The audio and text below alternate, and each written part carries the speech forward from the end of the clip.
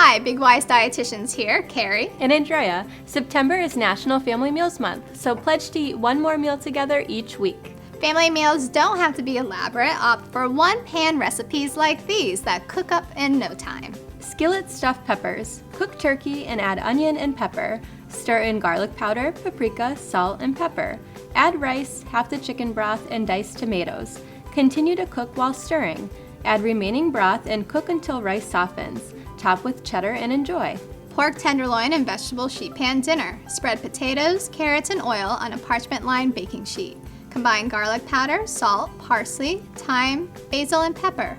Add 2/3 of herb mixture to vegetables and stir to coat well. Place pork tenderloin on pan, drizzle with oil, and coat with herb mixture. Bake and garnish with parsley to serve. For these recipes and more, visit bigY.com.